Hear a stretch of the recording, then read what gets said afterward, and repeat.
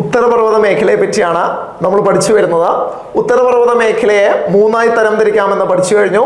Trans ഹിമാലയം, ഹിമാലയം, പൂർവാചൽ. അതിൽ trans ഹിമാലയം എന്താണ്, trans ഹിമാലയത്തിലെ പർവ്വത നിരകൾ എന്താണ് എന്നിവയെ പറ്റി കൃത്യമായ ഒരു ധാരണ നമ്മൾ ഉണ്ടാക്കി വെച്ചിട്ടുണ്ട്. ഇനി നമുക്ക് പഠിക്കാനുള്ളത് ഹിമാലയത്തെ പറ്റിയാണ്. എവിടെയാണ് ഹിമാലയം? ദാ നിങ്ങൾ ഈ കാണുന്ന ചിത്രത്തിൽ ദാ ഈ 3 പർവ്വത നിരകളെ, 3 എണ്ണം കേട്ടോ, ഒന്നല്ല രണ്ടല്ല 3 എണ്ണം, 3 പർവ്വത നിരകളെ ഒരുമിച്ച് വിളിക്കുന്ന പേരാണ് ഹിമാലയം എന്ന് പറയുന്നത്. ആ 3 പർവ്വത നിരകൾ ഏതെല്ലാമാണെന്ന് നമുക്ക് നോക്കാം. ഒന്നാമത്തെ പർവ്വതത്തെ വിളിക്കുന്ന പേരാണ്, ഇതാണ് ഒന്നാമത്തെ പർവ്വതം. ഒന്നാമത്തെ പർവ്വതത്തെ വിളിക്കുന്ന പേരാണ് ഹിമാദ്രി എന്ന് വിളിക്കും. അപ്പോൾ ഹിമാലയത്തിലെ ഒന്നാമത്തെ പർവ്വതത്തിന്റെ പേരാണ് ഹിമാദ്രി എന്ന് പറയുന്നത്. രണ്ടാമത്തെ പർവ്വതത്തെ വിളിക്കുന്ന പേര് ഹിമാചൽ എന്നാണ് കേട്ടോ. ഹിമാചൽ എന്ന് പറയുന്ന സ്റ്റേറ്റ് അല്ല പറയുന്നത്, ഹിമാചൽ എന്ന് പറയുന്ന പർവ്വത നിരയെ പറ്റിയാണ് പറയുന്നത്. ഇനിയും ഹിമാലയത്തിലെ മൂന്നാമത്തെ പർവ്വതം, ഇതല്ലേ മൂന്നാമത്തെ പർവ്വതം, ഈ മൂന്നാമത്തെ പർവ്വതത്തെ വിളിക്കുന്ന പേരാണ് സിവാലിക് എന്ന് വിളിക്കും. സിവാലിക് അല്ലെങ്കിൽ ഷിവാലിക് എന്ന് വിളിക്കും മൂന്നാമത്തെ പർവ്വതം. അപ്പോൾ ഈ 3 പർവ്വത നിരകൾ ചേർന്നത് ഏതെല്ലാമായിരുന്നു? 3 പർവ്വത നിരകൾ ഹിമാദ്രി, ഹിമാചൽ, സിവാലിക്. ഹിമാദ്രി, ഹിമാചൽ, സിവാലിക്, ഈ 3 പർവ്വത നിരകൾ ചേർന്ന ഭൂപ്രദേശത്തെ വിളിക്കുന്ന പേരാണ് ഹിമാലയം എന്ന് പറയുന്നത്. ഇവിടെ കൂട്ടുകാർക്ക് സംശയമുണ്ടാവും, ട്രാൻസ് ഹിമാലയം, ട്രാൻസ് ഹിമാലയത്തിലും 3 പർവ്വത നിരകളായിരുന്നു. കാരക്കോറം, ലഡാക്ക്, സസ്കർ. കാരക്കോറം, ലഡാക്ക്, സസ്കർ 3 പർവ്വത നിരകൾ ചേർന്നതിനെ വിളിക്കുന്ന പേര് ട്രാൻസ് ഹിമാലയം. എന്നാൽ ഹിമാലയം അങ്ങനെയല്ല, ഹിമാലയം മറ്റു 3 പർവ്വത നിരകളാണ്, ഹിമാദ്രി, ഹിമാചൽ, സിവാലിക് എന്ന് പറയുന്നത്. അപ്പോൾ നമ്മൾ ധരിച്ചു വെച്ചതുപോലെ ഹിമാലയം യഥാർത്ഥത്തിൽ ഒരാളല്ല. ഹിമാലയം എത്ര പർവ്വത നിരകളാണ്? 3 പർവ്വത നിരകളാണ്. ഇനിയും സാധാരണ ലളിതമായുള്ള ചോദ്യങ്ങൾ ഈ ഭാഗത്ത് നിന്ന് ഒരുപാട് ചോദിക്കാറുണ്ട്. ലോകത്തിലെ ഏറ്റവും വലിയ പർവ്വത നിര ഏതാണ്? ലോകത്തിലെ ഏറ്റവും വലിയ പർവ്വത നിര ഏതാണ്? ഒരു സംശയം വേണ്ട, ഏതാണ്? ഹിമാലയമാണ്. എന്നാൽ ലോകത്തിലെ ഏറ്റവും നീളമേറിയ പർവ്വതം ചോദിച്ചാൽ, നീളം കൂടിയ പർവ്വതം ചോദിച്ചാൽ അതിന്റെ ആൻസർ ഹിമാലയമാണോ? ഹിമാലയമല്ല. അതിന്റെ ആൻസർ ഏതാണ്? സൗത്ത് അമേരിക്കയിൽ സ്ഥിതി ചെയ്യുന്ന, തെക്കേ അമേരിക്കയിൽ സ്ഥിതി ചെയ്യുന്ന ആൻഡീസ് എന്ന് പറയുന്ന പർവ്വതമാണ്. തെക്കേ അമേരിക്കയിലെ ആൻഡീസ് എന്ന് പറയുന്ന പർവ്വതമാണ്. ഏകദേശം 7000ഓളം കിലോമീറ്റർ നീളമുള്ള ആൻഡീസ് എന്ന് പറയുന്ന പർവ്വതമാണ് ലോകത്തിലെ ഏറ്റവും നീളമേറിയ പർവ്വതം. ലോകത്തിലെ ഏറ്റവും നീളമേറിയ പർവ്വതം ഹിമാലയം എന്താണ്? ലോകത്തിലെ ഏറ്റവും വലിയ പർവ്വതമാണ്, ലോകത്തിലെ ഏറ്റവും ഉയരം കൂടിയ പർവ്വതമാണ്. ഇനിയും കൂട്ടുകാർ അറിഞ്ഞു വെക്കുക, ഹിമാലയം എന്ന് പറയുന്നത് ഒരു മടക്കു പർവ്വതമാണ്, ഒരു ഫോൾഡഡ് മൗണ്ടൻ ആണ്. പർവ്വതങ്ങൾ ഒരുപാടുണ്ട്, അഗ്നിപർവ്വതങ്ങളുണ്ട്, മടക്കു പർവ്വതങ്ങളുണ്ട്, ഖണ്ഡപർവ്വതങ്ങളുണ്ട്. ഹിമാലയം എന്ന് പറയുന്നത് ഒരു മടക്കു പർവ്വതമാണ്. ഹിമാലയ രൂപീകരണത്തിന് കാരണമായത് 2 ഫലകങ്ങളാണ്, 2 പ്ലേറ്റുകളാണ്. ഭൂമിക്കുള്ളിൽ ഒരുപാട് ഫലകങ്ങളുണ്ട്. അതിൽ ഒന്നാമത്തെ ഫലകത്തിന്റെ പേരാണ് ഇൻഡോ ഓസ്ട്രേലിയൻ ഫലകം. ഒന്ന് പേര് കേട്ട് ശ്രദ്ധിച്ചു പോയിക്കോണം, ഇൻഡോ ഓസ്ട്രേലിയൻ ഫലകം. ഇൻഡോ ഓസ്ട്രേലിയൻ ഫലകവും യൂറേഷ്യൻ ഫലകവും, ഇൻഡോ ഓസ്ട്രേലിയൻ ഫലകവും യൂറേഷ്യൻ ഫലകവും, 2 പേരുകൾ കിട്ടിയില്ലേ? ഇൻഡോ ഓസ്ട്രേലിയൻ ഫലകവും യൂറേഷ്യൻ ഫലകവും കൂട്ടിമുട്ടി ഉയർന്നു വന്ന മടക്കു പർവ്വതമാണ് ഹിമാലയം എന്ന് പറയുന്നത്. ലോകത്തിലെ ഏറ്റവും വലിയ മടക്കു പർവ്വതം ഹിമാലയമാണ്. ലോകത്തിലെ ഏറ്റവും പ്രായം കുറഞ്ഞ മടക്കു പർവ്വതവും ഏതാണ്? ഹിമാലയമാണ്. അപ്പോൾ ലോകത്തിലെ ഏറ്റവും വലിയ പർവ്വതം ഹിമാലയമാണ്, ലോകത്തിലെ ഏറ്റവും വലിയ മടക്കു പർവ്വതം ഹിമാലയമാണ്, ലോകത്തിലെ ഏറ്റവും പ്രായം കുറഞ്ഞ പർവ്വത നിരയാണ് ഏത്? ഹിമാലയം എന്ന് പറയുന്നത്. ലോകത്തിലെ ഏറ്റവും പ്രായം കുറഞ്ഞ മടക്കു പർവ്വതമാണ് ഹിമാലയം. ഈ ഹിമാലയം ഏകദേശം 6 രാജ്യങ്ങളിലായിട്ട് വ്യാപിച്ചു കിടക്കുന്നു. ഹിമാലയം എത്ര രാജ്യങ്ങളായി വ്യാപിച്ചു കിടക്കുന്നു എന്ന് ചോദിച്ചാൽ 6 രാജ്യങ്ങളിലായിട്ടാണ് ഹിമാലയം വ്യാപിച്ചു കിടക്കുന്നത്. പാകിസ്ഥാനിലും അഫ്ഗാനിസ്ഥാനിലും ഹിമാലയത്തിന്റെ ഭാഗങ്ങളുണ്ട്. പിന്നെ ഇന്ത്യയിൽ ഹിമാലയം വ്യാപിച്ചു കിടക്കുന്നുണ്ട്. നേപ്പാള്, ഭൂട്ടാൻ തുടങ്ങിയ രാജ്യങ്ങളിൽ ഹിമാലയം വ്യാപിച്ചു കിടക്കുന്നുണ്ട്. പറയുന്നുണ്ട്. ഇനിയും ആറാമത്തെ രാജ്യം എന്ന് പറയുന്നത് ടിബറ്റ് ആണ്, അല്ലെങ്കിൽ നമുക്ക് ഏത് പറയാം, ചൈനയാണ്. അങ്ങനെ 6 രാജ്യങ്ങൾ. ഏതെല്ലാമാണ് 6 രാജ്യങ്ങൾ എന്ന് പറയുന്നത്? പാകിസ്ഥാൻ, അഫ്ഗാനിസ്ഥാൻ, ഇന്ത്യ, 3 ആയുള്ളൂ. ഇനിയും 3 കൂടിയുണ്ട്. നേപ്പാള്, ഭൂട്ടാന്, ചൈന. ഈ 6 രാജ്യങ്ങളിലായിട്ടാണ് ഹിമാലയം വ്യാപിച്ചു കിടക്കുന്നത്. ഹിമാലയത്തിന്റെ നീളം എത്രയായിരുന്നു? 2400 കിലോമീറ്റർ. 2400 കിലോമീറ്റർ നീളമാണ്. 2400 കിലോമീറ്റർ നീളമാണ് ഏത് ഹിമാലയം എന്ന് പറയുന്നത്. ഹിമാലയം 6 രാജ്യങ്ങളുടെ ഭാഗമാണ് എന്ന് നമ്മൾ പഠിച്ചു കഴിഞ്ഞു. ഇനി നമുക്ക് പഠിക്കാനുള്ളത് ഹിമാലയം കടന്നു പോകുന്ന സംസ്ഥാനങ്ങളെ പറ്റിയാണ്. കൃത്യമായി പഠിച്ചു വെക്കുക. പരീക്ഷകളിൽ ചോദിക്കാറുണ്ട്, താഴെ തന്നിരിക്കുന്നവയിൽ ഹിമാലയം കടന്നു പോകുന്ന സംസ്ഥാനം ഏതാണ്, അല്ലെങ്കിൽ ഹിമാലയം കടന്നു പോകാത്ത സംസ്ഥാനം ഏതാണ്? അങ്ങനെയുള്ള ചോദ്യങ്ങൾ നമുക്ക് പ്രതീക്ഷിക്കാം. കൃത്യമായി മനസ്സിലാക്കി വെക്കുക. കാണാതെ പഠിക്കാൻ നിൽക്കരുത്, മനസ്സിലാക്കി തന്നെ പഠിക്കുക. ഒന്നാമത്തെ സംസ്ഥാനം, ഹിമാലയം കടന്നു പോകുന്ന ഒന്നാമത്തെ സംസ്ഥാനമാണ് ഹിമാചൽ പ്രദേശ് എന്ന് പറയുന്നത്. ഹിമാചൽ പ്രദേശ് ദാ ഇവിടെയായിട്ടാണ് ഹിമാചൽ പ്രദേശ്. ഹിമാചൽ പ്രദേശിന്റെ തൊട്ട് താഴെയായിട്ടുള്ള സംസ്ഥാനമാണ് ഉത്തരാഖണ്ഡ് എന്ന് പറയുന്നത്. ഹിമാചൽ പ്രദേശ്, ഉത്തരാഖണ്ഡ്, ബംഗാള് അല്ലെ, പണ്ടെല്ലാം നമ്മൾ വെസ്റ്റ് ബംഗാൾ എന്ന് പറയുന്ന സ്റ്റേറ്റ്. ഇനിയും 8 സംസ്ഥാനങ്ങളിലെ ബാക്കിയുള്ള 8 സംസ്ഥാനങ്ങള് വേഗത്തിൽ പഠിക്കാം. എങ്ങനെയാണ് വേഗത്തിൽ പഠിക്കുന്നത്? ആ 8 സംസ്ഥാനങ്ങൾ ഇന്ത്യയിലെ നോർത്ത് ഈസ്റ്റിൽ വരുന്ന 8 സംസ്ഥാനങ്ങളാണ്. ഇന്ത്യയുടെ വടക്ക് കിഴക്കൻ സംസ്ഥാനങ്ങളായ 8 സംസ്ഥാനങ്ങള് സിക്കിം, അരുണാചൽ പ്രദേശ്. സിക്കിം, അരുണാചൽ പ്രദേശിന് തൊട്ടു താഴെയായിട്ടുള്ള സംസ്ഥാനം നാഗാലാൻഡ്. അപ്പം സിക്കിം, അരുണാചൽ പ്രദേശ്, നാഗാലാൻഡ്, മണിപ്പൂര്, മിസോറാം, ത്രിപുര, മേഘാലയ, ആസാം. അല്ലെ, വളരെ പെട്ടെന്നാണ് ഞാൻ പറഞ്ഞത് അല്ലെ. യെസ്. അപ്പൊ ഒന്നുകൂടെ ഒന്ന് പറഞ്ഞു നോക്കുക. ഒന്നാമത്തെ സംസ്ഥാനമാണ് സിക്കിം എന്ന് പറയുന്നത്. സിക്കിം, അരുണാചൽ പ്രദേശിന്റെ തൊട്ടു താഴെയായിട്ട് നാഗാലാൻഡിന്റെ തൊട്ടു താഴെയായിട്ട് മണിപ്പൂരിന്റെ തൊട്ടു താഴെയായിട്ട് മിസോറാം കഴിഞ്ഞാൽ ദാ ഇവിടെയുള്ള സ്റ്റേറ്റ് ഏതാണ്? ത്രിപുരയാണ്. ത്രിപുരയ്ക്ക് നോർത്ത് വശത്തായിട്ട് മേഘാലയ കഴിഞ്ഞാൽ ആസാം തുടങ്ങിയ സ്റ്റേറ്റുകൾ. എത്ര സ്റ്റേറ്റുകളായി? 11 സ്റ്റേറ്റുകൾ. അപ്പൊ 11 സംസ്ഥാനങ്ങളിലൂടെ ഹിമാലയം കടന്നു പോകുന്നുണ്ട്. പലപ്പോഴും ചോദിക്കാറുണ്ട്, ഹിമാലയത്തിന്റെ ഭാഗമായി വരുന്ന 2 കേന്ദ്ര ഭരണ പ്രദേശങ്ങളാണ് ലഡാക്കും ജമ്മു കാശ്മീരും ഏതിന്റെ ഭാഗമായിട്ട് നമുക്ക് പരിഗണിക്കാം? ഹിമാലയത്തിന്റെ ഭാഗമായിട്ട് പരിഗണിക്കാം. നമ്മൾ പറഞ്ഞ പോയിന്റുകൾ ഇത്രയുമേ ഉള്ളൂ. 6 രാജ്യങ്ങൾ, 11 സംസ്ഥാനങ്ങൾ, അതോടൊപ്പം തന്നെ ചേർത്ത് വയ്ക്കേണ്ട 2 കേന്ദ്ര ഭരണ പ്രദേശങ്ങൾ. ഇവയെല്ലാം ചേർന്നതാണ് ഏതെന്ന് പറയുന്നത്? ഹിമാലയം എന്ന് പറയുന്നത്. 2400 കിലോമീറ്റർ നീളമാണ് ഹിമാലയ പർവ്വതത്തിന് ഉള്ളത്. ഇനിയും ഹിമാലയത്തിന്റെ പടിഞ്ഞാറ് വശത്തുകൂടെ, ഈ ചിത്രത്തിന്റെ പടിഞ്ഞാറ് ഏതാണ്? ഇതാണ് ഈ ചിത്രത്തിന്റെ പടിഞ്ഞാറ് എന്ന് പറയുന്നത്. ഹിമാലയത്തിന്റെ പടിഞ്ഞാറ് വശത്തുകൂടി ഒഴുകുന്ന നദി ഏതാണ്? നല്ലൊരു ചോദ്യം തന്നെയാണ്. ഹിമാലയത്തിന്റെ പടിഞ്ഞാറ് വശത്തൂടെ ഒഴുകുന്ന നദിയാണ് സിന്ധു എന്ന് പറയുന്നത്. ഹിമാലയത്തിന്റെ പടിഞ്ഞാറ് വശത്തൂടെ ഒഴുകുന്ന നദി സിന്ധു ആണെങ്കിൽ മറ്റൊരു ചോദ്യം കൂടിയില്ലേ? എന്താണ് ചോദ്യം? ഹിമാലയത്തിന്റെ കിഴക്ക് വശത്തൂടെ ഏകദേശം ഇങ്ങനെ ഒഴുകുന്ന ഒരു നദിയാണ്. ഹിമാലയത്തിന്റെ കിഴക്ക് വശത്തൂടെ ഒഴുകുന്ന നദി ബ്രഹ്മപുത്ര നദിയാണ്. ഹിമാലയത്തിന്റെ പടിഞ്ഞാറ് വശത്തൂടെ ഒഴുകുന്നത് സിന്ധുവാണ്. ഹിമാലയത്തിന്റെ കിഴക്ക് വശത്തൂടെ ഒഴുകുന്ന നദിയുടെ പേര് ബ്രഹ്മപുത്ര നദിയാണ്.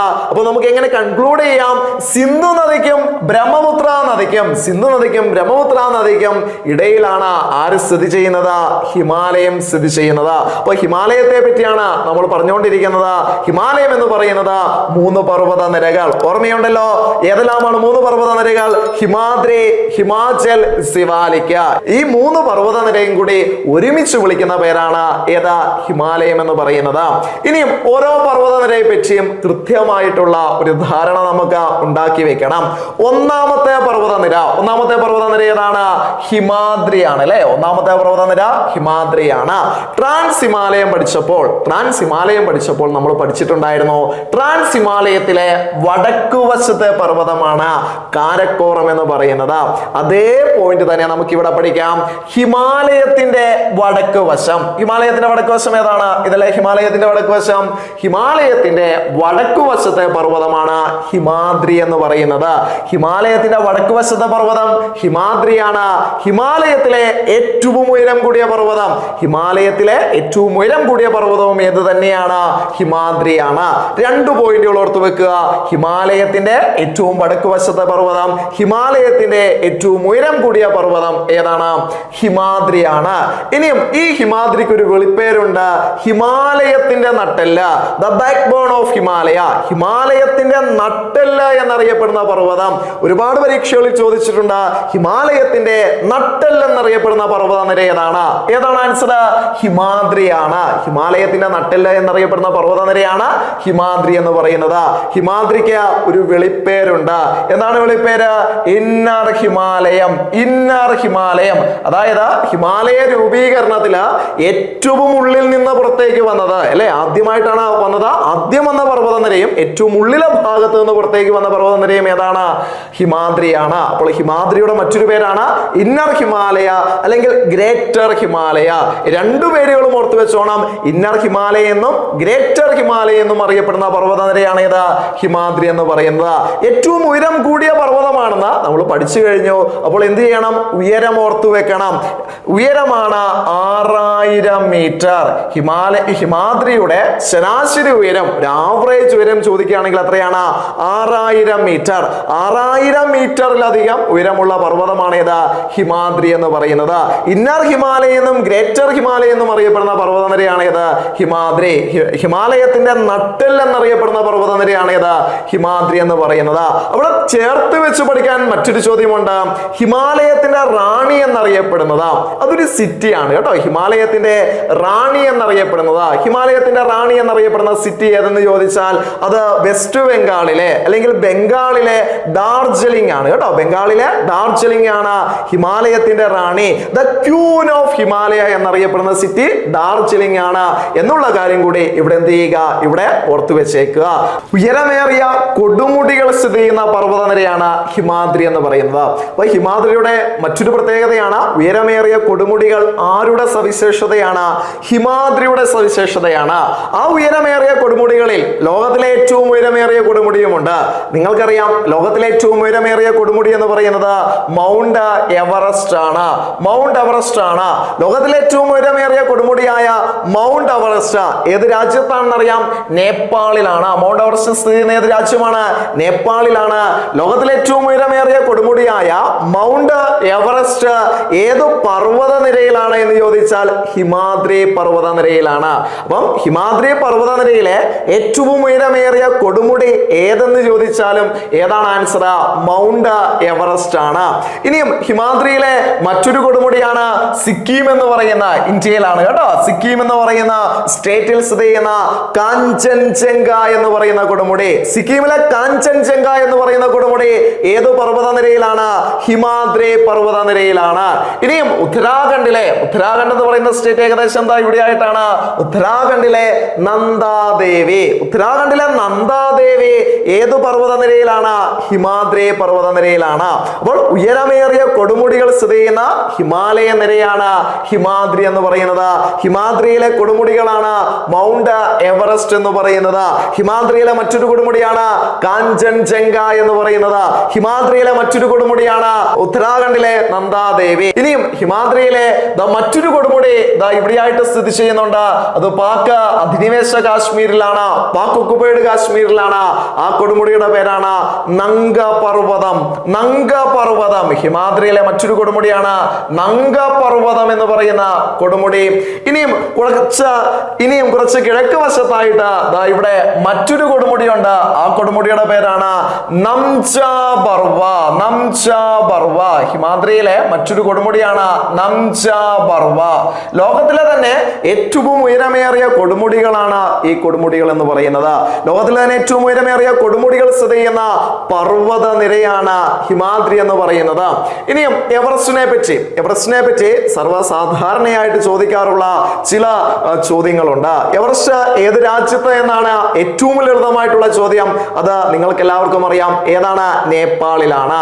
എവറസ്റ്റ് കൊടുമുടിയുടെ ഉയരം എത്രയാണ്? എവറസ്റ്റ് കൊടുമുടിയുടെ ഉയരമാണ് 8848.86 മീറ്റർ. 8848.86 മീറ്റർ ആണ് എവറസ്റ്റിന്റെ ഉയരം എന്ന് പറയുന്നത്. ഇനിയും എവറസ്റ്റ് കൊടുമുടി നേപ്പാളിൽ സ്ഥിതി ചെയ്യുന്നത് ഒരു ദേശീയ ഉദ്യാനത്തിന്റെ നടുക്കായിട്ടാണ്.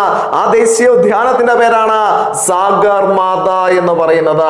സാഗർമാത. നേപ്പാളിലെ സാഗർമാത ദേശീയ ഉദ്യാനത്തിന്റെ നടുക്കായിട്ടാണ് എവറസ്റ്റ് കൊടുമുടി സ്ഥിതി ചെയ്യുന്നത്. നേപ്പാളിൽ എവറസ്റ്റ് കൊടുമുടിയെ വിളിക്കുന്ന പേരാണ് സാഗർമാത. സാഗർമാത എന്ന നേപ്പാളിൽ അറിയപ്പെടുന്ന കൊടുമുടി ഏതാണ്? എവറസ്റ്റ് ആണ്. ഇനിയും ടിബറ്റുമായി ബന്ധപ്പെട്ട എവറസ്റ്റിന് ഒരു പേരുണ്ട്, അതാണ് ചോമോ ലുങ്മ എന്ന് പറയുന്നത്. ചോമോ ലുങ്മ ഒരു ടിബറ്റൻ നെയിം ആയതുകൊണ്ടാണ് ഇങ്ങനെ ചോമോ ലുങ്മ എന്നറിയപ്പെടുന്നത്. ചോമോ ലുങ്മ എന്നറിയപ്പെടുന്ന കൊടുമുടി എവറസ്റ്റ് ആണ്. എവിടുത്തെ പേരാണ്? ടിബറ്റിലെ പേരാണ്. ഇന്ത്യയിലെ എവറസ്റ്റ് കൊടുമുടി അറിയപ്പെടുന്ന പേരുണ്ട്. ഇന്ത്യയിലെ എവറസ്റ്റിനെ വിളിക്കുന്ന പേര് ഗൗരി ശങ്കരം എന്നാണ്. ഇന്ത്യയിലെ എവറസ്റ്റ് കൊടുമുടിയെ വിളിക്കുന്ന പേരാണ് ഏത്? ഗൗരി ശങ്കരം എന്നാണ്. അപ്പോൾ ഹിമാദ്രിയിലെ ഏറ്റവും ഉയരമേറിയ കൊടുമുടി, ഹിമാദ്രിയിലെ ഏറ്റവും ഉയരമേറിയ കൊടുമുടി മൗണ്ട് എവറസ്റ്റ് ആണ്. ലോകത്തിലെ ഏറ്റവും ഉയരമേറിയ കൊടുമുടിയും ഏത് തന്നെയാണ്? മൗണ്ട് എവറസ്റ്റ് ആണ്. മൗണ്ട് എവറസ്റ്റിന്റെ ഉയരം എത്രയാണ്? 8848.86 മീറ്റർ ആണ്. മൗണ്ട് എവറസ്റ്റ് നേപ്പാളിൽ അറിയപ്പെടുന്ന പേരാണ് സാഗർ മാത. മൗണ്ട് എവറസ്റ്റ് ടിബറ്റിൽ അറിയപ്പെടുന്ന പേരാണ് ചോമോ ലുങ്മ, ചോമോ ലാക്മ എന്നും പറയാറുണ്ട് കേട്ടോ. മൗണ്ട് എവറസ്റ്റ് ഇന്ത്യയിൽ അറിയപ്പെടുന്ന പേരാണ് ഗൗരി ശങ്കരം കേട്ടോ. ഏതാണ്? ഗൗരി ശങ്കരം. ഇനിയും ഹിമാദ്രിയിലെ രണ്ടാമത്തെ കൊടുമുടി, ഈ കൊടുമുടികളെല്ലാം സ്ഥിതി ചെയ്യുന്ന എവിടെയാണ്? ഹിമാദ്രിയിലാണ്. ഹിമാദ്രിയിലെ രണ്ടാമത്തെ കൊടുമുടിയാണ് കാഞ്ചൻജംഗ എന്ന് പറയുന്നത്. കാഞ്ചൻജംഗ കൊടുമുടിയാണ്. എത്രയാണ് കാഞ്ചൻജംഗയുടെ ഉയരം? എത്രയാണ്? കാഞ്ചൻജംഗയുടെ ഉയരമാണ് 8586 മീറ്റർ ആണ് കേട്ടോ. 8586 മീറ്റർ ഉയരമുള്ള കൊടുമുടിയാണ് കാഞ്ചൻജംഗ എന്ന് പറയുന്നത്. ഇനി നമുക്ക് കുറച്ച് പ്രധാനപ്പെട്ട കാര്യങ്ങളിലേക്ക് പോകേണ്ടതുണ്ട്. ഇന്ത്യയിലെ ഏറ്റവും ഉയരമേറിയ കൊടുമുടി ഏതെന്ന് നമ്മൾ പഠിച്ചു കഴിഞ്ഞു. ഇന്ത്യയിലെ ഏറ്റവും ഉയരമേറിയ കൊടുമുടിയാണ് മൗണ്ട് കെ2 എന്ന് പറയുന്നത്. എന്നാൽ മൗണ്ട് കെ2 പറഞ്ഞ സമയത്ത് വളരെ കൃത്യമായി ഞാൻ നിങ്ങളോട് പറഞ്ഞിട്ടുണ്ടായിരുന്നു, മൗണ്ട് കെ2 ഒരു തർക്കബാധിത പ്രദേശത്ത് സ്ഥിതി ചെയ്യുന്ന കൊടുമുടിയാണ്. പാക് ഒക്കുപ്പൈഡ് കാശ്മീരിലാണ് മൗണ്ട് കെ2 സ്ഥിതി ചെയ്യുന്നത്. അതുകൊണ്ട് പൂർണ്ണമായും ഇന്ത്യയിലെ ഒരു കൊടുമുടിയാണ് മൗണ്ട് കെ2 എന്ന് പറയാൻ സാധിക്കില്ല. അപ്പോൾ മറ്റൊരു ചോദ്യം എന്താ ഇങ്ങനെ ചോദിക്കും, വളരെ വ്യക്തമായി തന്നെ ചോദിക്കും, പൂർണ്ണമായും ഇന്ത്യയിൽ സ്ഥിതി ചെയ്യുന്ന ഏറ്റവും ഉയരമേറിയ കൊടുമുടി ഏതാണ്? പൂർണ്ണമായും ഇന്ത്യയിൽ സ്ഥിതി ചെയ്യുന്ന ഏറ്റവും ഉയരമേറിയ കൊടുമുടിയുടെ പേര് കാഞ്ചൻജംഗ എന്നാണ്. എവിടെയാണ് കാഞ്ചൻജംഗ? ദാ ഇവിടെയാണ്. പൂർണ്ണമായും ഇന്ത്യയിൽ സ്ഥിതി ചെയ്യുന്ന ഏറ്റവും ഉയരമേറിയ കൊടുമുടിയുടെ പേരാണ് കാഞ്ചൻജംഗ. ഹിമാലയത്തിലെ ഏറ്റവും ഉയരമേറിയ രണ്ടാമത്തെ കൊടുമുടി കാഞ്ചൻജംഗയാണ്. ഹിമാലയത്തിലെ ഏറ്റവും ഉയരമേറിയ കൊടുമുടി ഏതാണ്? മൗണ്ട് എവറസ്റ്റ് ആണ്. ഹിമാലയത്തിലെ ഏറ്റവും ഉയരമേറിയ രണ്ടാമത്തെ കൊടുമുടി കാഞ്ചൻജംഗയാണ്. പൂർണ്ണമായിട്ടും ഇന്ത്യയിൽ സ്ഥിതി ചെയ്യുന്ന ഏറ്റവും ഉയരമേറിയ കൊടുമുടിയുടെ പേരും ഏത് തന്നെയാണ്? കാഞ്ചൻജംഗയാണ്. ഇനി മറ്റൊരു ചോദ്യം വേണമെങ്കിൽ ചോദിക്കാം, ലോകത്തിലെ ഏറ്റവും ഉയരമേറിയ മൂന്നാമത്തെ കൊടുമുടി ഏതാണ്? ലോകത്തിലെ ഏറ്റവും ഉയരമേറിയ കൊടുമുടി മൗണ്ട് എവറസ്റ്റ്. ലോകത്തിലെ ഏറ്റവും ഉയരമേറിയ രണ്ടാമത്തെ കൊടുമുടി ഏതായിരുന്നു? മൗണ്ട് കെ2 ആണ്. ലോകത്തിലെ ഏറ്റവും ഉയരമേറിയ രണ്ടാമത്തെ കൊടുമുടി മൗണ്ട് കെ2. ലോകത്തിലെ ഏറ്റവും ഉയരമേറിയ മൂന്നാമത്തെ കൊടുമുടിയാണ് ഏത്? Kanchenjunga. The queen of peaks എന്നാ പറഞ്ഞത്? ദ ക്യൂൻ ഓഫ് പീക്സ്, കൊടുമുടികളുടെ റാണി. കൊടുമുടികളുടെ റാണി എന്നറിയപ്പെടുന്ന കൊടുമുടി ഏതാണ്? കാഞ്ചൻജംഗയാണ്. നമ്മൾ കുറച്ചു മുമ്പ് പറഞ്ഞിട്ടുണ്ടായിരുന്നു, ഹിമാലയത്തിന്റെ റാണി ആരാണ്? ഹിമാലയത്തിന്റെ റാണി അത് ഡാർജിലിംഗ് ആണ് കേട്ടോ. ഹിമാലയത്തിന്റെ റാണി ഡാർജിലിംഗ് ആണ്. കൊടുമുടികളുടെ റാണി ആരാണ്? കാഞ്ചൻജംഗയാണ്. ഇനിയും നമ്മൾ അടുത്തതായി പറഞ്ഞ കൊടുമുടിയാണ് ഉത്തരാഖണ്ഡിലെ നന്ദാദേവി. ഉത്തരാഖണ്ഡിലെ നന്ദാദേവി എന്താണ് പ്രത്യേകത? പൂർണ്ണമായും ഇന്ത്യയിൽ സ്ഥിതി ചെയ്യുന്ന ഏറ്റവും ഉയരമേറിയ രണ്ടാമത്തെ കൊടുമുടി. പൂർണ്ണമായും ഇന്ത്യയിൽ സ്ഥിതി ചെയ്യുന്ന ഏറ്റവും ഉയരമേറിയ കൊടുമുടി ഏതാണ്? കാഞ്ചൻജംഗയാണ്. പൂർണ്ണമായും ഇന്ത്യയിൽ സ്ഥിതി ചെയ്യുന്ന ഏറ്റവും ഉയരമേറിയ രണ്ടാമത്തെ കൊടുമുടിയാണ് നന്ദാദേവി. 7816 മീറ്റർ ആണ് ഉയരം. 7816 മീറ്റർ ആണ് ഏതിന്റെ ഉയരം? നന്ദാദേവി കൊടുമുടിയുടെ ഉയരം. ഇനിയും ഹിമാദ്രിയിലെ മറ്റു കൊടുമുടികളാണ് പാക് ഒക്കുപ്പൈഡ് കാശ്മീരിലെ നംഗ പർവ്വതം. നംഗ പർവ്വതം ഒരു കൊടുമുടിയുടെ പേരാണ് കേട്ടോ. നംഗ പർവ്വതം, പർവ്വതങ്ങളുടെ രാജാവ് എന്നറിയപ്പെടുന്നതാണ് നംഗ പർവ്വതം. അതോടൊപ്പം തന്നെ മറ്റൊരു ചോദ്യം ചോദിക്കാറുണ്ട്, ഹിമാലയത്തിന്റെ പടിഞ്ഞാറ് വശത്തായിട്ട്, ഇതാണ് ഹിമാലയത്തിന്റെ പടിഞ്ഞാറ് വശത്തായി സ്ഥിതി സ്ഥിതി ചെയ്യുന്ന കൊടുമുടി ഏതാണ്? ഹിമാലയത്തിന്റെ പടിഞ്ഞാറ് വശത്തായി സ്ഥിതി ചെയ്യുന്ന കൊടുമുടി നംഗ പർവ്വതമാണ്. ഇനിയും കിഴക്ക് വശങ്ങളിലേക്ക് പോവുകയാണെങ്കിൽ അരുണാചൽ പ്രദേശിന്റെയും ടിബറ്റിന്റെയും അതിർത്തിയിലായിട്ട് ഒരു കൊടുമുടിയുണ്ട്. അതിന്റെ പേരാണ് നംചാ പർവ്വ. നംചാ പർവ്വ. അപ്പോൾ നംചാ പർവ്വ എവിടെയാണ്? അരുണാചൽ പ്രദേശിന്റെയും ടിബറ്റിന്റെയും അതിർത്തിയിലുള്ള കൊടുമുടിയുടെ പേരാണ് നംചാ പർവ്വ. നംചാ പർവ്വയുടെ പ്രത്യേകത ഹിമാലയത്തിന്റെ കിഴക്ക് വശത്തായി സ്ഥിതി ചെയ്യുന്ന കൊടുമുടി. ഹിമാലയത്തിന്റെ കിഴക്ക് വശത്തായി സ്ഥിതി ചെയ്യുന്ന കൊടുമുടിയാണ് നംചാ പർവ്വ. ഹിമാലയത്തിന്റെ പടിഞ്ഞാറ് വശത്തായി സ്ഥിതി ചെയ്യുന്ന കൊടുമുടി നംഗ പർവ്വതമാണ്. ഹിമാലയത്തിലെ ഏറ്റവും ഉയരം കൂടിയ കൊടുമുടി ഏതാണ്? മൗണ്ട് എവറസ്റ്റ് ആണ്. ട്രാൻസ് ഹിമാലയത്തിലെ ഏറ്റവും ഉയരം കൂടിയ കൊടുമുടി മൗണ്ട് K2 ആണ്. ഇന്ത്യയിലെ ഏറ്റവും ഉയരം കൂടിയ കൊടുമുടി മൗണ്ട് K2 ആണ്. ഇന്ത്യയിലെ ഏറ്റവും ഉയരം കൂടിയ കൊടുമുടി ഏതാണ്? മൗണ്ട് K2 ആണ്. പൂർണ്ണമായും ഇന്ത്യയിൽ സ്ഥിതി ചെയ്യുന്ന ഏറ്റവും ഉയരം കൂടിയ കൊടുമുടി ഏതാണ്? അത് കാഞ്ചൻജംഗയാണ്. പൂർണ്ണമായും ഇന്ത്യയിൽ സ്ഥിതി ചെയ്യുന്ന ഏറ്റവും ഉയരം കൂടിയ രണ്ടാമത്തെ കൊടുമുടി ഏതാണ്? രണ്ടാമത്തെ കൊടുമുടി നന്ദാദേവിയാണ് കേട്ടോ. രണ്ടാമത്തെ കൊടുമുടി ഏതാണ്? നന്ദാദേവിയാണ്. ഹിമാലയത്തിന്റെ റാണി ഡാർജിലിംഗ് ആയിരുന്നു. കൊടുമുടികളുടെ റാണി കാഞ്ചൻജംഗയായിരുന്നു. പർവ്വതങ്ങളുടെ രാജാവ് നംഗ പർവ്വതമായിരുന്നു. ഞാൻ ഈ പറഞ്ഞ കാര്യങ്ങൾ ചിലപ്പോൾ ഒരു പ്രാവശ്യം കേട്ട് മനസ്സിലാക്കാൻ പ്രയാസമുണ്ടാവും. അപ്പോൾ വീണ്ടും വീണ്ടും ആവർത്തിച്ച് എന്ത് ചെയ്യുക? പഠിക്കുക. അങ്ങനെ മാത്രമേ ഇത്തരം ഭാഗങ്ങൾ നമുക്ക് പഠിച്ചെടുക്കാൻ പറ്റുള്ളൂ.